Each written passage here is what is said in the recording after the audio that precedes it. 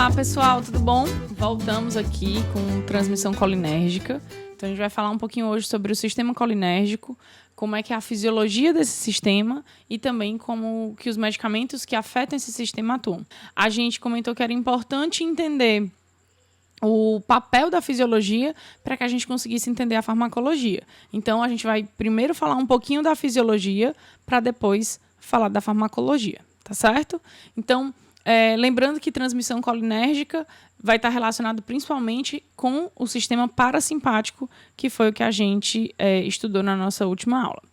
Quando a gente pensa nessa transmissão, tem um cientista que foi muito importante para o descobrimento desse sistema. O nome desse cientista é Henry Dale, tá? Que, por acaso, Dale é o autor do livro que eu indiquei para vocês no começo do semestre, aquele livro Farmacologia que tem na biblioteca, tá? A gente não está trabalhando com ele nesse momento que a gente está se vendo de forma digital, porque ele não tem na biblioteca virtual, mas ele tem lá na biblioteca física da faculdade e é com ele que a gente vai estudar os próximos capítulos quando a gente voltar. Esse cientista, o Dale, ele foi bastante importante no descobrimento do funcionamento desse sistema. E o Dale trabalhava com animais, né? Ele trabalhava com um gato nessa época e ele pegou esse gato, clampeou as artérias desse gato e começou a medir a pressão do gato, certo? E ele mediu a pressão do gato e deu acetilcolina para esse gato. Então, ele aplicou acetilcolina na concentração de 2 microgramas e a pressão do gato, que vinha aqui constante, caiu, certo? Tudo bem. Era esperado, a gente já sabia que o sistema parasimpático, a pressão baixava. Porque o sistema parasimpático é aquele de repouso e que a gente sabe que a pressão acaba baixando porque a gente não precisa fazer esforço. E aí, depois, essa pressão se recuperava. Aí ele diz, vamos ver se esse efeito é dose dependente. Aumentou a concentração de acetilcolina de 2 para 50 microgramas. E a pressão continuou caindo e caiu de uma forma mais intensa agora, que mostrava que quanto mais acetilcolina, mais a pressão baixava. E aí o Dale trabalhava muito com plantas. E tinha uma planta que dava uma substância que hoje a gente conhece, na época a gente não conhecia, mas hoje a gente conhece como atropina. Então ele resolveu dar os dois juntos. Ele resolveu manter a última dose da acetilcolina que ele tinha feito, 50 microgramas, e resolveu adicionar a atropina na história.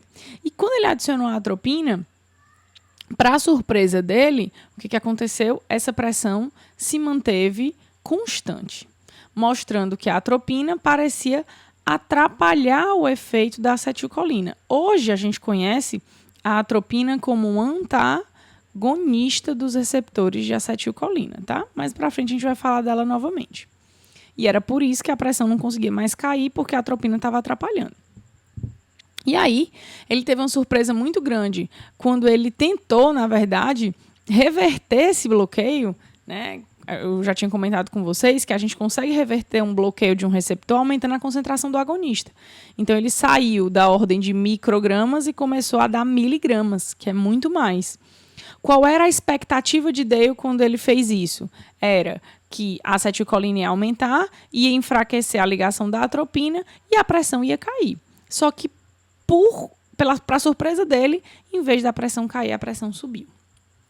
E aí o Dale, ele repetiu esse experimento umas 50 vezes, porque ele não conseguia entender porque que essa pressão subia.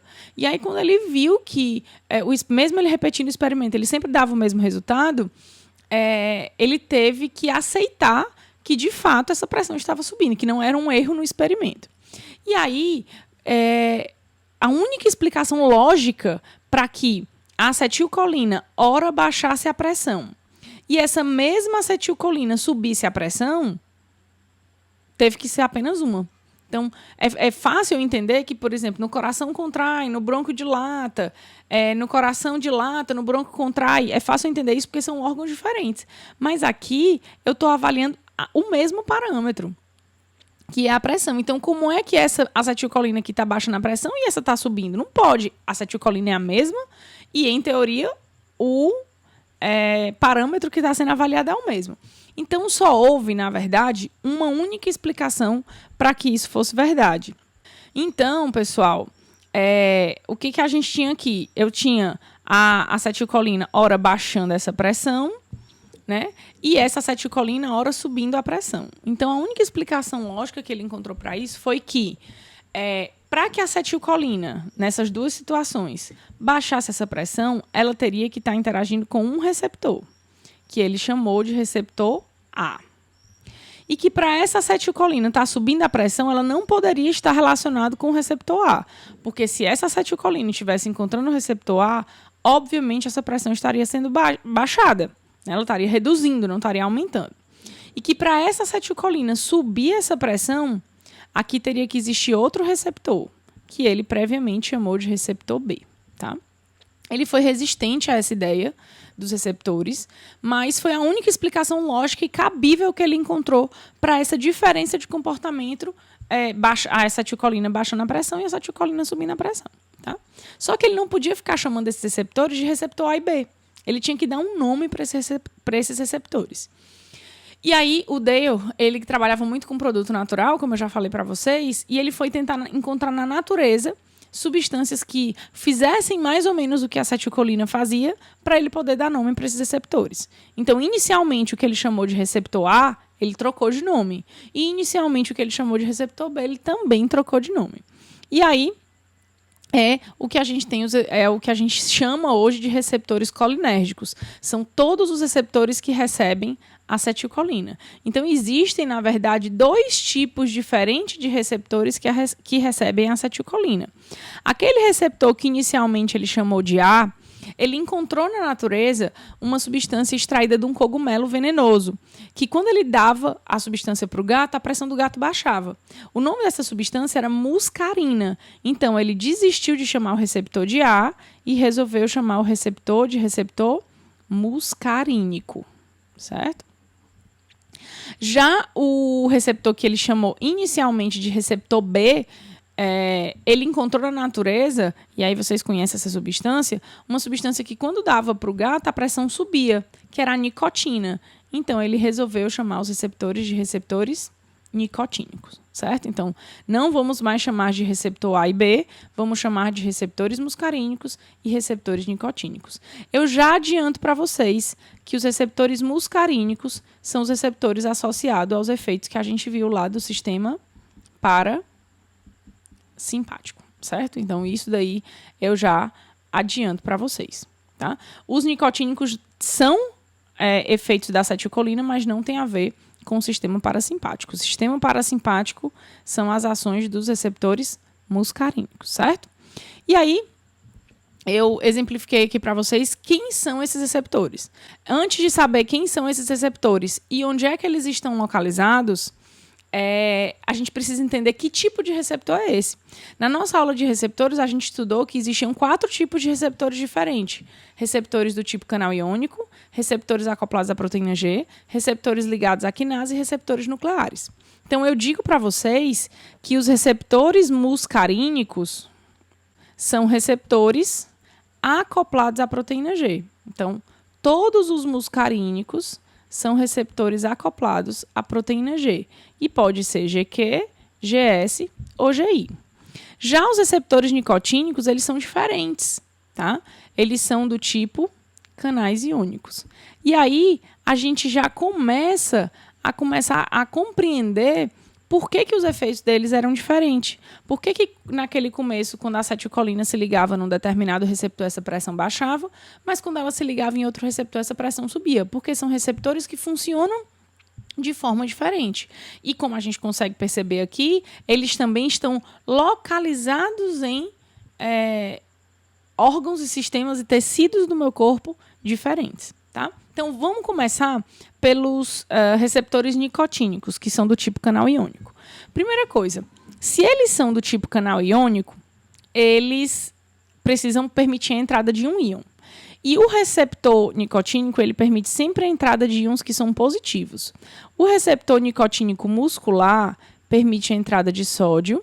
O ganglionar permite a entrada de sódio.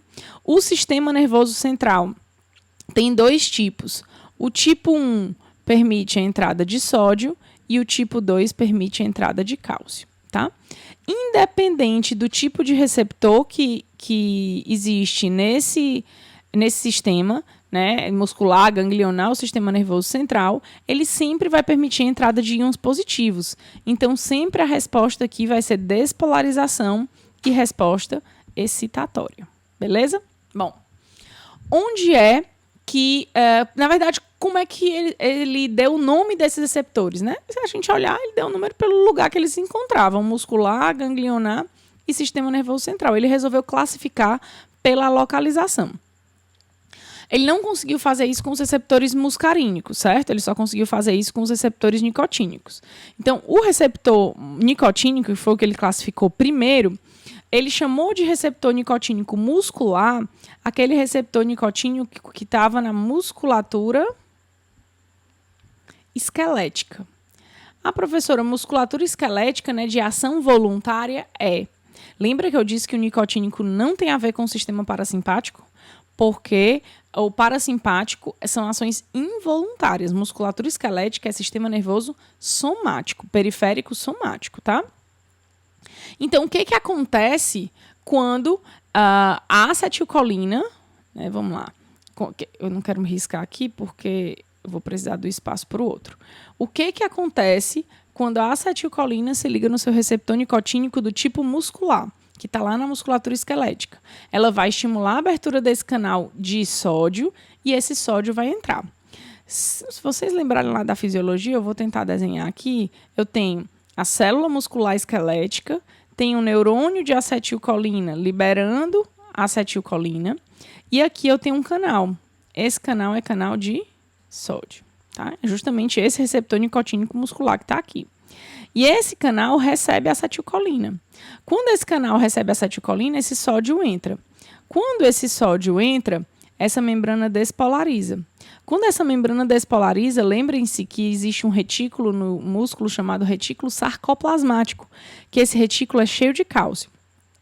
Quando eu tenho a despolarização dessa membrana, esse cálcio acaba saindo e a liberação dele no citoplasma vai permitir a interação da actina com a miosina. E aí, o que eu vou ter? Eu vou ter contração muscular esquelética. Então, quando a acetilcolina encontra o seu receptor nicotínico, que está localizado lá na fibra muscular esquelética, e abre esse canal de sódio, vai permitir essa saída e essa extrusão do cálcio, o que eu vou ter?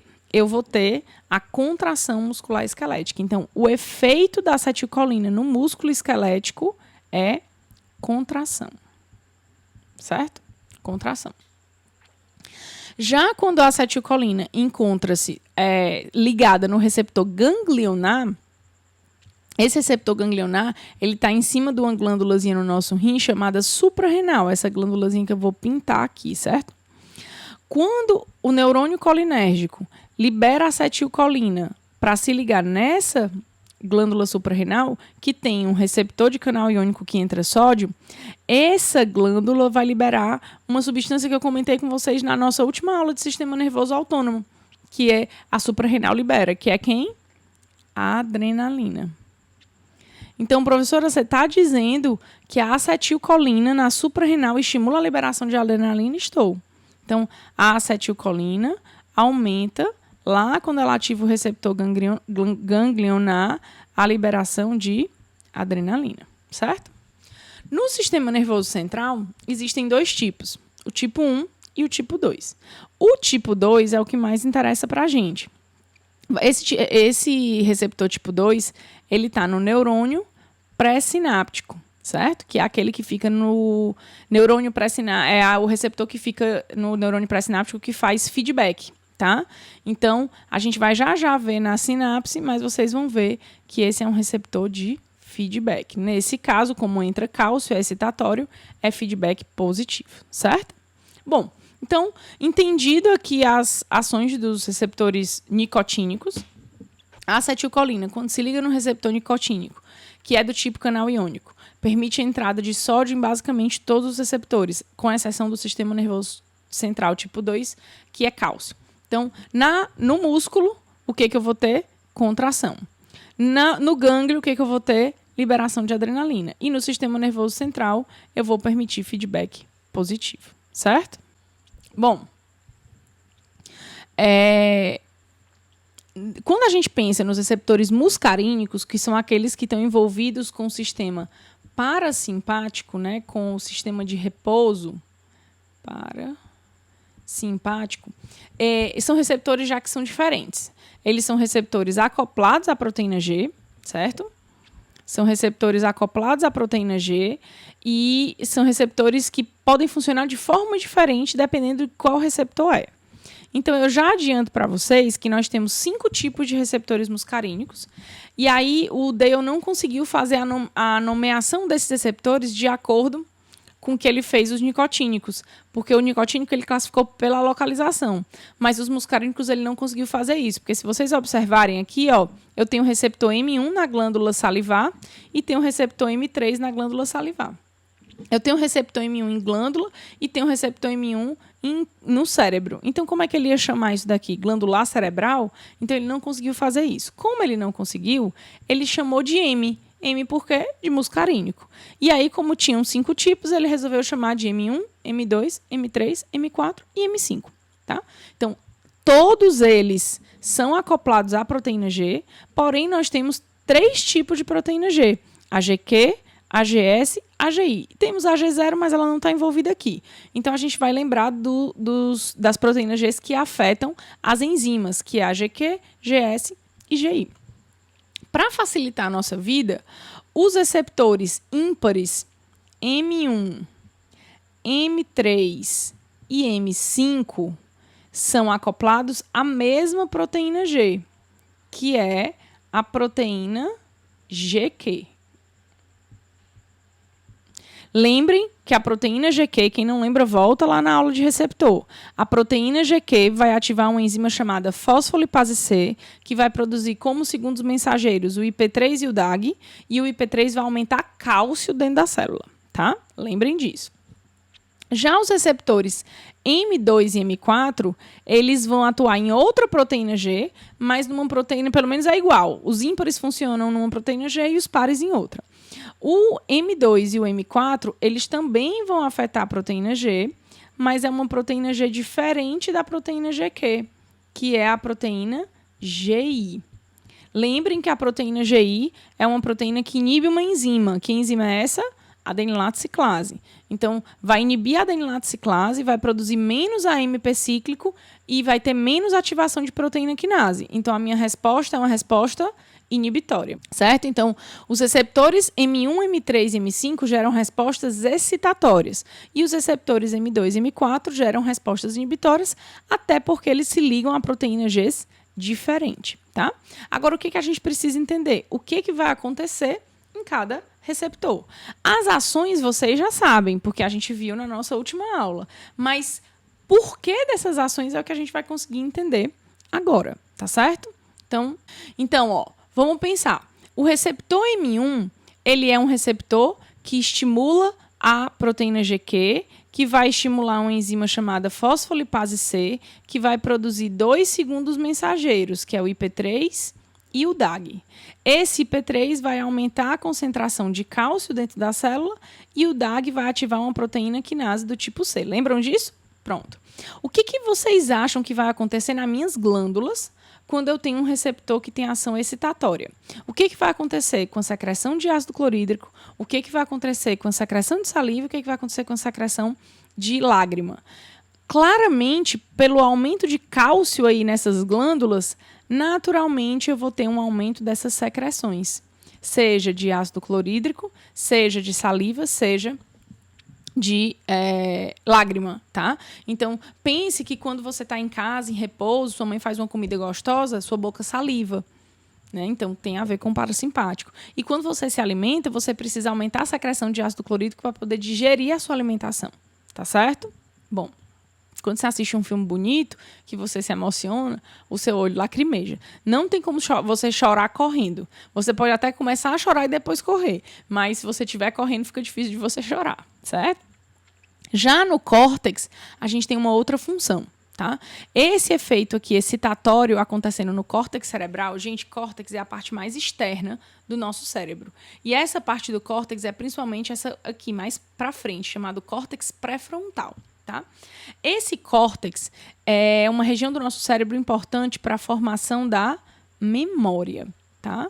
Então, vocês comecem a gostar da acetilcolina, porque é ela que vai fazer vocês lembrarem do que eu estou falando agora, tá? Lembrando que quando a gente fala de memória, a gente tem 2 tipos de memória. A gente tem a memória a curto prazo e a memória de longo prazo. Essa região do nosso corpo, né, do nosso cérebro, é uma região que está relacionada com a memória de curto prazo. É aquela região que faz eu saber o que eu tomei de café da manhã hoje, tá? Mas eu não me lembro o que eu tomei de café da manhã semana passada. Na sexta-feira da semana passada eu não me lembro o que foi que eu tomei de café da manhã, tá? Por que eu esqueço essa informação? Porque ela não é relevante para mim, tá? Então, o córtex pré-frontal é aquele que forma a memória. Tudo que está acontecendo, que eu consigo me lembrar, está acontecendo no córtex. Esse processo está acontecendo no córtex pré-frontal. Porém, existem algumas informações do meu dia que eu considero importantes e outras não. As que eu considero importantes, elas vão para uma região mais interna do meu cérebro, chamada hipocampo. As que eu não considero importantes, elas somem. Por isso que eu não consigo lembrar do que eu tomei café da manhã na semana passada, porque isso não me interessa. Então, ela não foi para canto nenhum, tá? Quando a gente pensa nisso, né, qual é o principal problema de um paciente com Alzheimer? Falta de memória. Por quê? Porque a primeira região que o paciente com Alzheimer perde a transmissão é essa região frontal.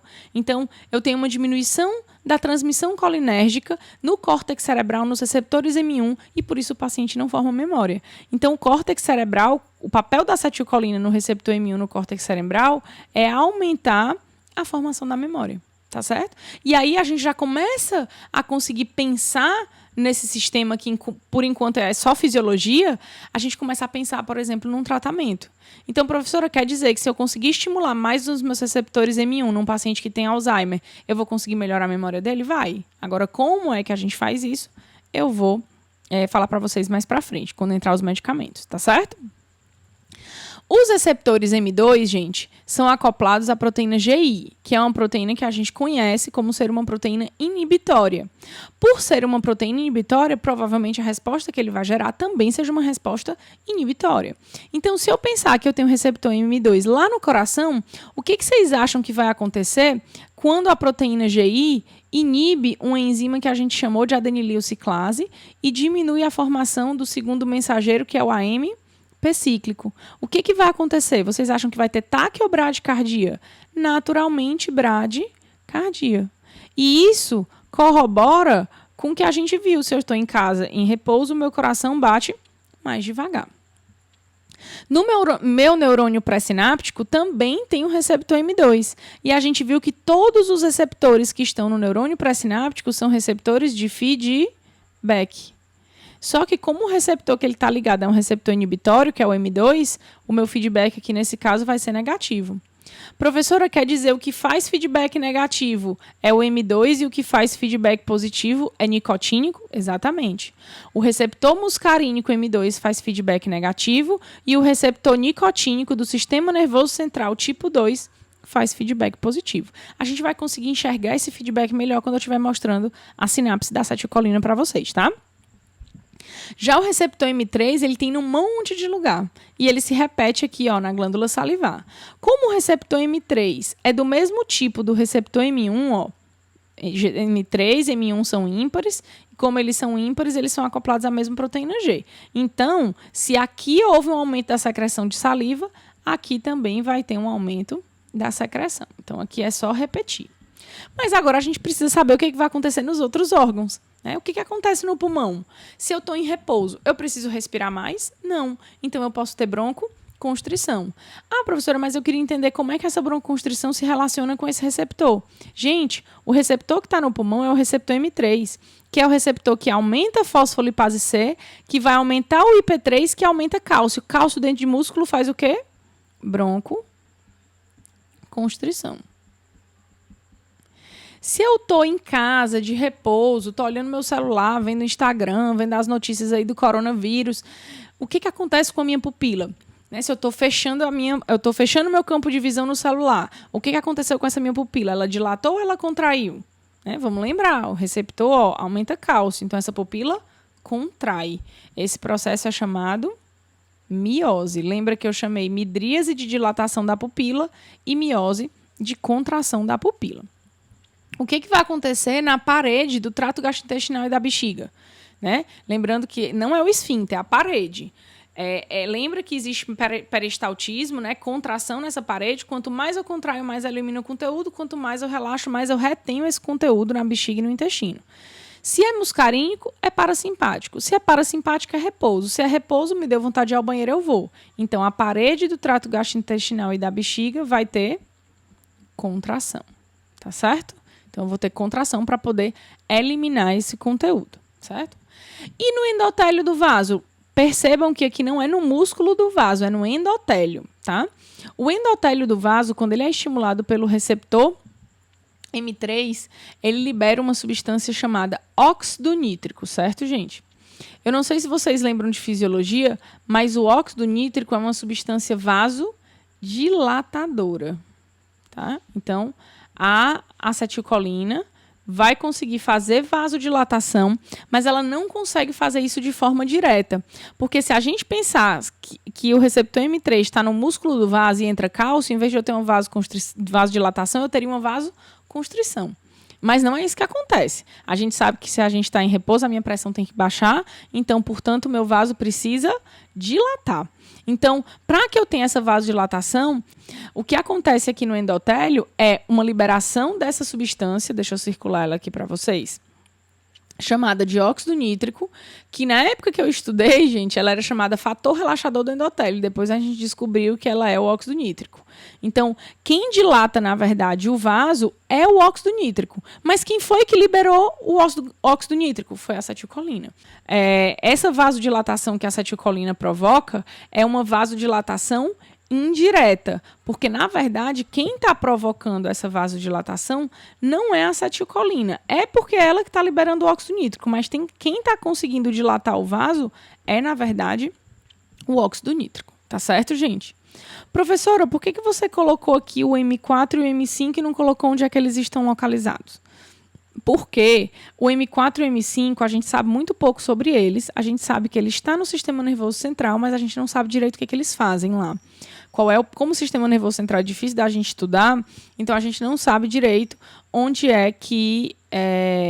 qual é o papel desses receptores no sistema nervoso central. Então, qualquer coisa que eu tenha que cobrar de vocês, e todos os medicamentos que existem no mercado, eles não mexem no M4 e no M5, eles mexem ou no M1, ou no M2, ou no M3. Então, se eu tiver que cobrar alguma ação do sistema parasimpático de vocês, e for cobrar isso em prova, vai ser ou as ações do M1, ou do M2, ou do M3, tá certo? Não vou cobrar M4 e M5. O que vocês precisam saber do M4 e do M5 é que o M4 é acoplado a uma proteína G inibitória, que é a GI, e que o M5 é acoplado a uma proteína G excitatória, que é a GQ. Mas o que eles fazem não precisa.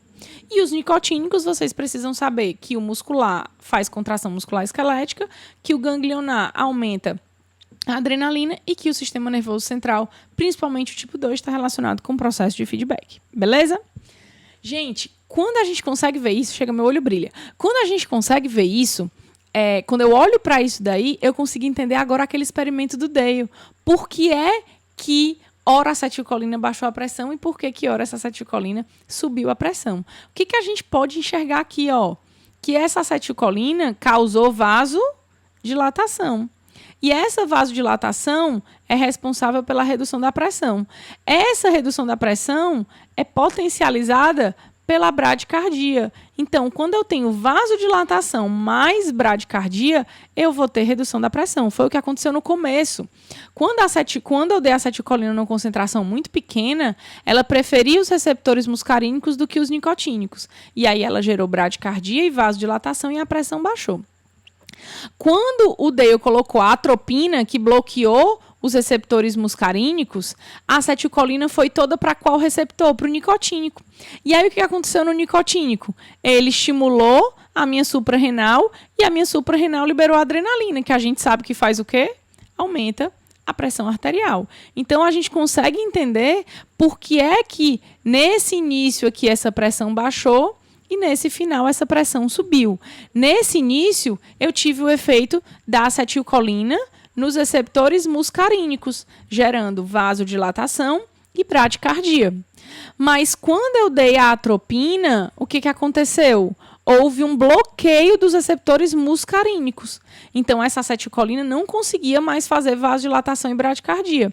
Quando eu dei ela novamente, né, numa concentração inclusive maior, os receptores muscarínicos não estavam livres para poder serem ocupados. E aí, para onde é que a acetilcolina foi? Toda para o receptor nicotínico. E aí, quando ela chegou no receptor nicotínico, ela liberou a adrenalina e essa pressão subiu. E aí, dessa forma, o Dale conseguiu, né, aquietar o coração e, de fato, entender que a acetilcolina pode atuar em receptores diferentes, tá? Mas como é que essa acetilcolina chega nesse receptor? Ela chega nesse receptor através da sinapse. Porque eu tenho que ter um neurônio produzindo essa acetilcolina e tenho que ter um neurônio liberando essa acetilcolina para ela encontrar o seu receptor. Então, a gente vai estudar agora a transmissão sináptica da acetilcolina, certo? Deixa eu só ver mais ou menos. Já temos 30 minutinhos. Eu vou deixar para falar da transmissão sináptica no próximo vídeo, tá certo? Aguarda um pouquinho aí. Valeu!